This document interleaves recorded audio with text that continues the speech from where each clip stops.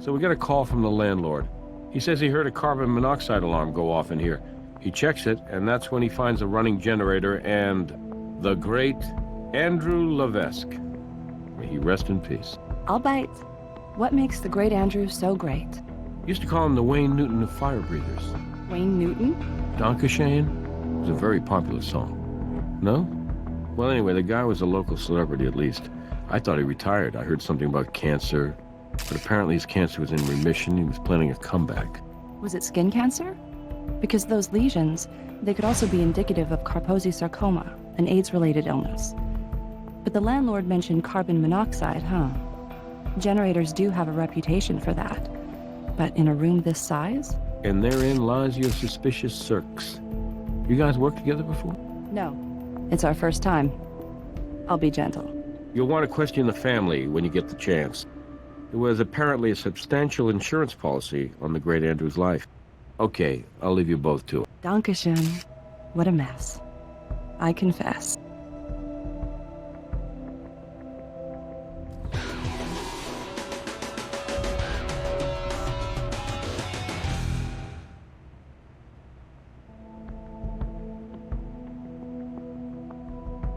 Okay, so the windows were closed, and the generator was running to power those big spotlights there. With no ventilation and no airflow, the carbon monoxide released by the generator's internal combustion engine would diffuse pretty slowly. If Andrew was standing near the generator for a while, the concentration of CO might have been enough to poison him.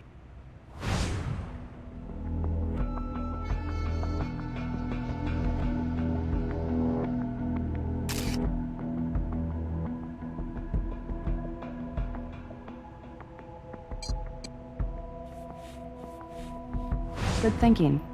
If we need to, we can figure out where that gas was purchased from its composition.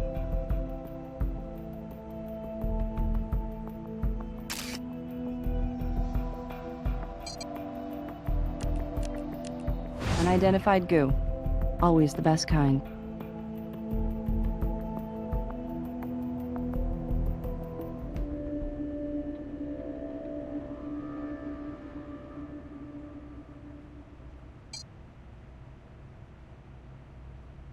Nothing we need to collect there.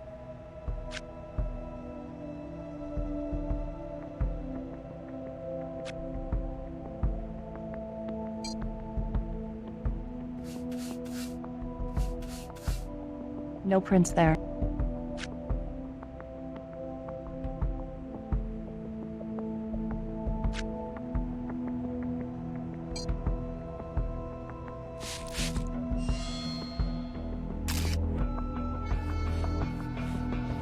Human blood. Nice find. We need to know how much carbon monoxide that generator puts out and how much gas it burns. Let's take it back to the garage for testing.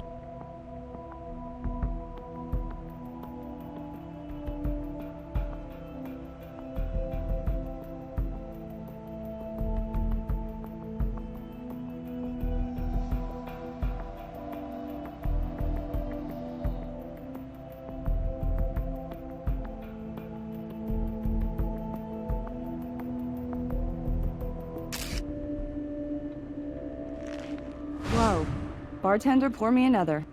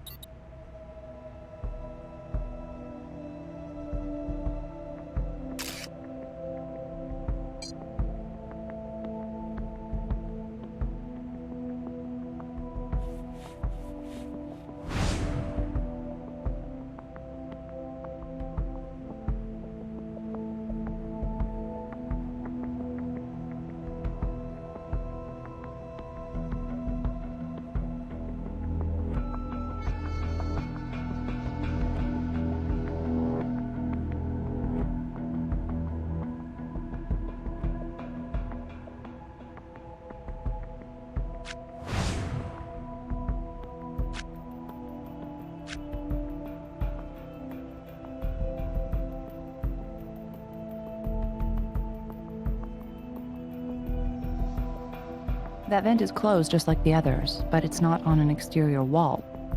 I bet Dr. Vince knows where it leads.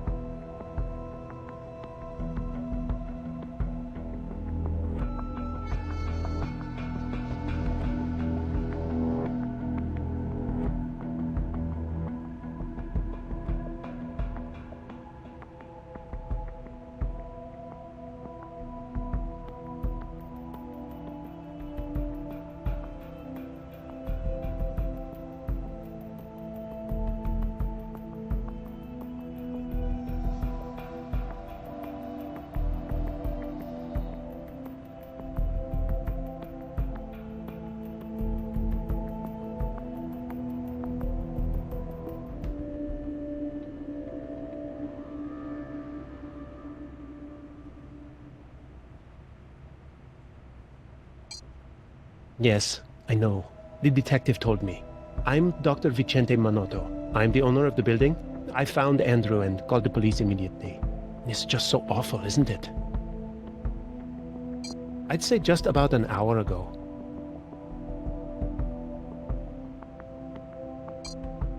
That's correct. Actually, I was in another unit when I heard the alarm go off. Yes, I was in another unit, assessing how much of the last tenant's security deposit I should give back. At first, I wasn't sure exactly where the alarm was coming from. Then I could hear it was coming from in here. I knocked on the door, but Andrew didn't answer. I went inside, and that's when I found him. Oh my God. No, I didn't, but I didn't smell a gas leak. Of course, I know carbon monoxide doesn't have an odor.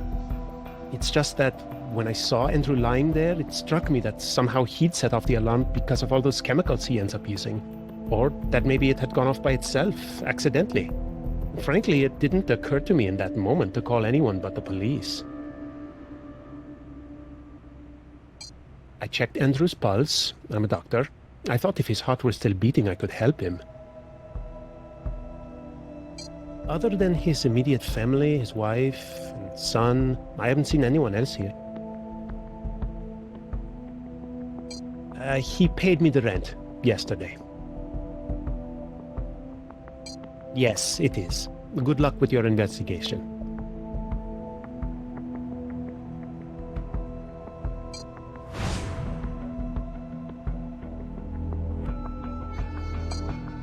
I'll call down to the morgue for a pickup.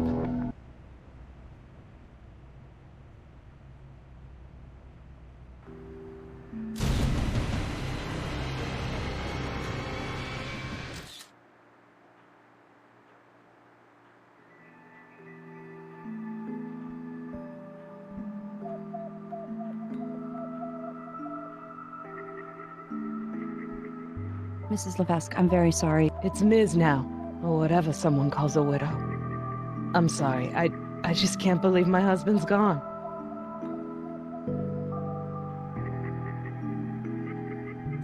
Never.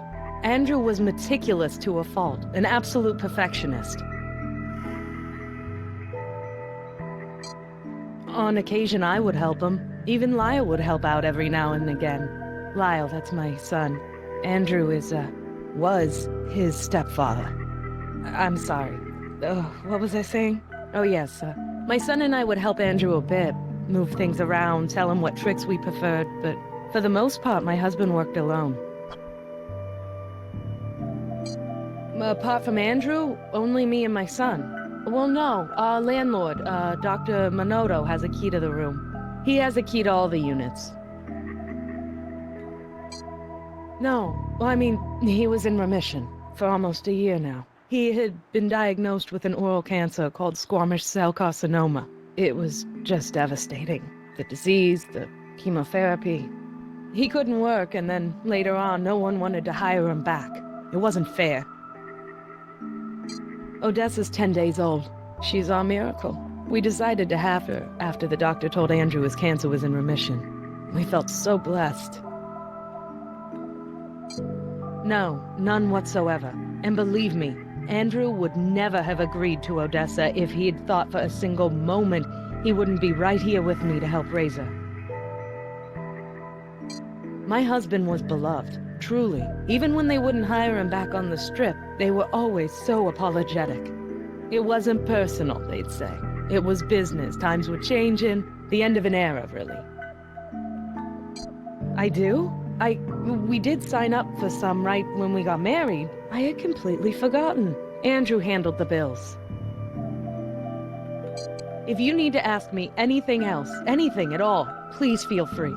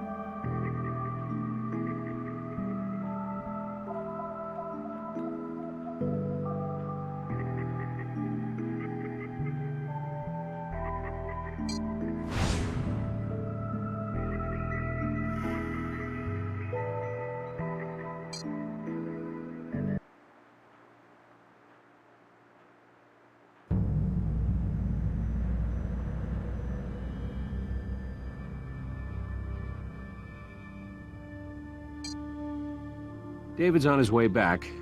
I'll have something for you a few hours after he arrives. In the meantime, we can finish processing the scene. Maybe talk to our witnesses some more. Shouldn't be tough to stay busy.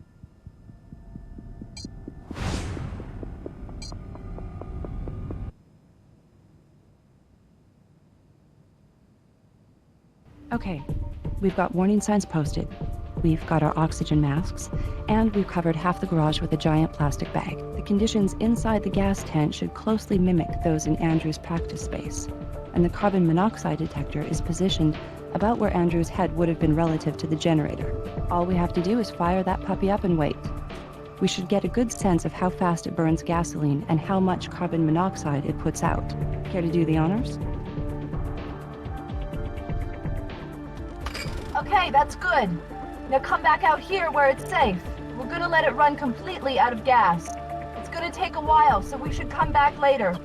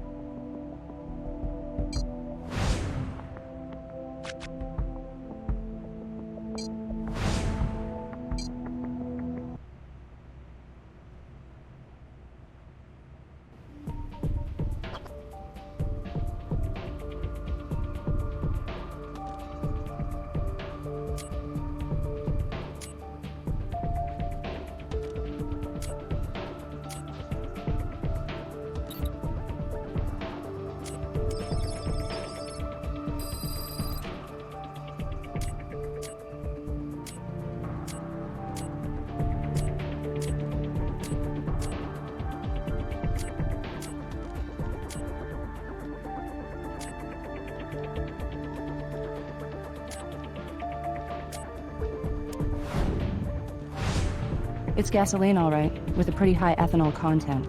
Unless I'm wrong, the diethylene triamine is from an aftermarket stabilizer. Allows the fuel to be stored for longer without gumming up.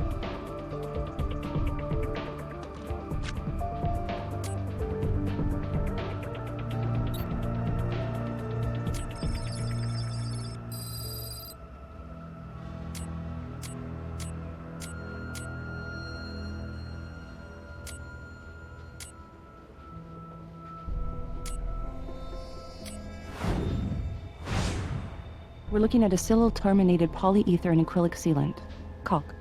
The great Andrew must have been closing up some joints and gaps in his rehearsal space. Although, I'll tell you, if it were me, I'd have the landlord take care of that kind of work. And who's to say Andrew didn't?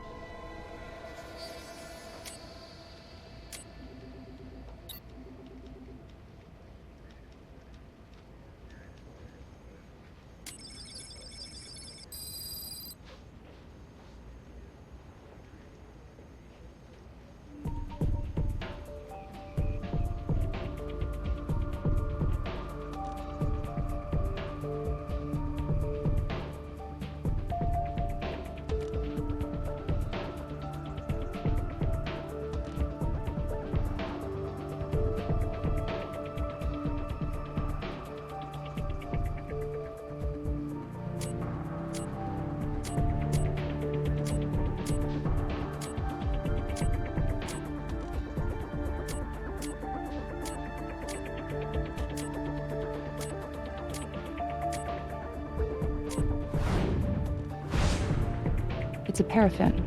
With those additives, it's consistent with lamp oil. That makes sense. From what I've read, lamp oil is the least toxic fuel for fire breathing. It's still toxic, just not as bad as the alternatives.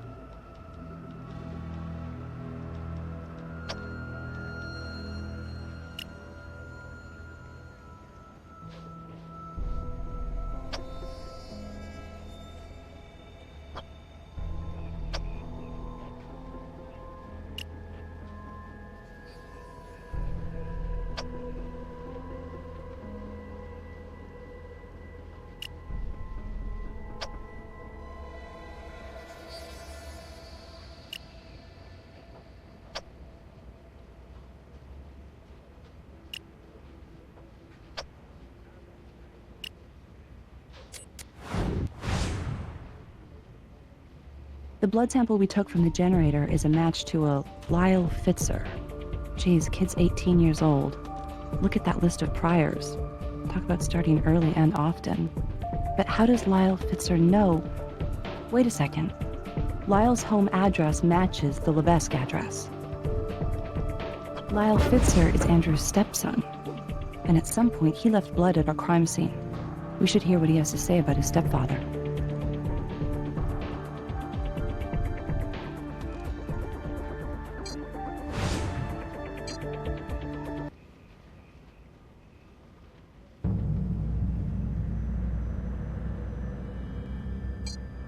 It's going to be a few hours before I have much to tell you.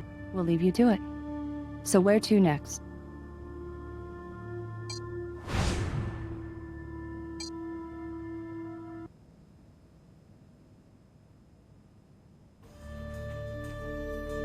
Hey! What evidence do we have?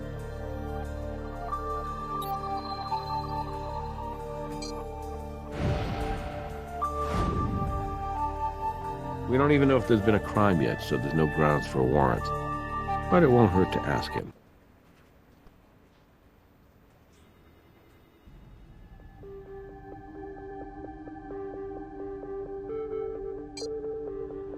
I thank my mom. I wouldn't be here if she hadn't freaked out when I said I wasn't going. I'm sure it's a tough time for her, but we have to ask. We found your blood on a generator that may have caused your stepfather's death. How did it get there? A generator killed him? He didn't die of cancer?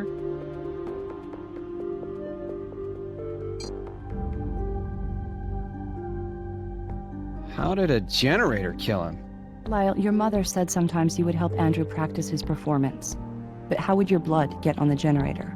I got in a fight at school, and I got suspended. Mom said I had to tell Andrew before the school called him. So, last night I went into his rehearsal room, and he didn't take it well. He liked to poke and push as punctuation. He'd yell, and then he'd poke, yell, then push. Last night he pushed me so hard I hit my head on the generator. Hurt like a... It hurt, okay? A lot. Pretty great guy, huh?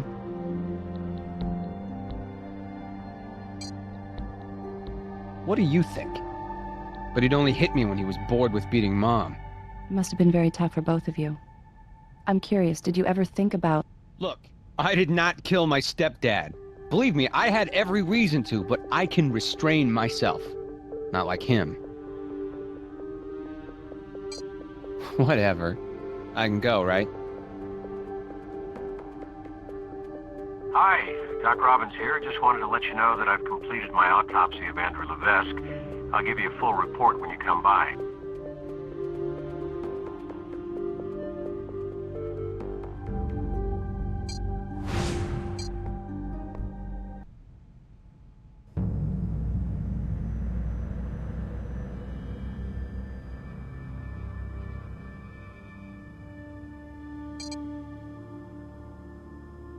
Carboxyhemoglobin saturation levels in your victim indicate that he was exposed to carbon monoxide in relation to ambient concentration of about 3,200 parts per million.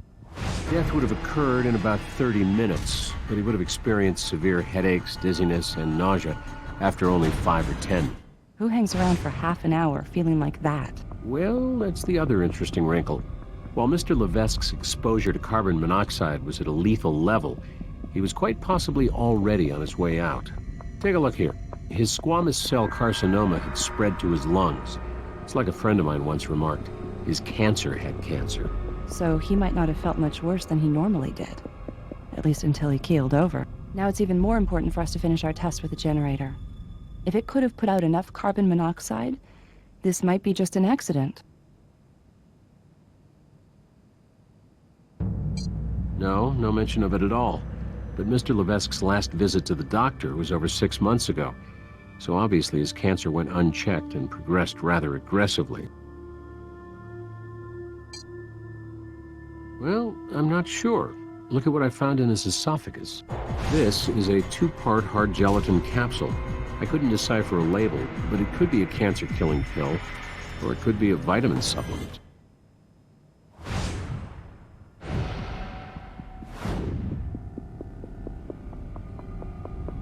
Liver's set, so I'd say he's been dead for approximately 4 to 5 hours. No problems at all. Here you are.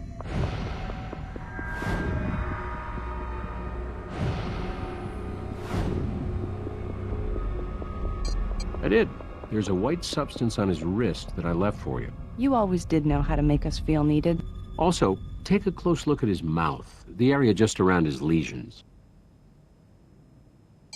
There were small concentrations of alkane hydrocarbons in his system, paraffin.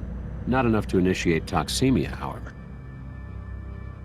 I think we've been fairly comprehensive, but if you think of more questions to ask me, I'll answer them if I can.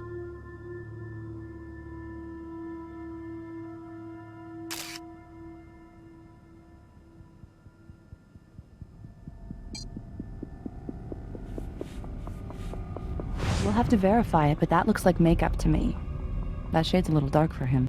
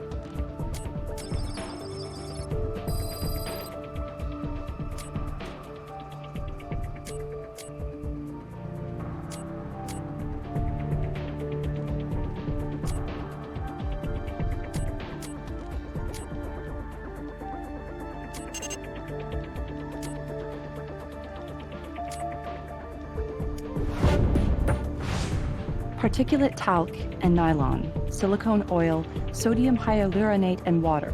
Definitely makeup. Andrew may have been hiding his cancer.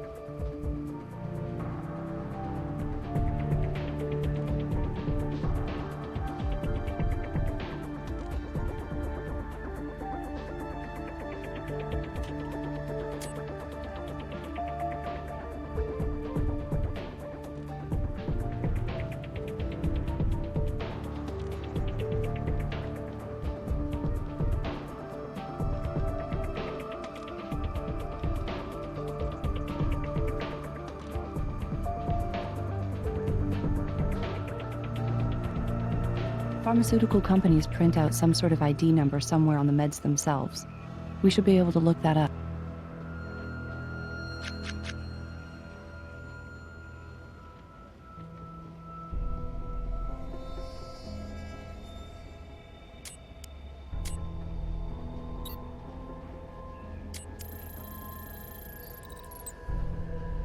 It's methotrexate, an antimetabolite and antifolate drug used in the treatment of autoimmune diseases and cancer.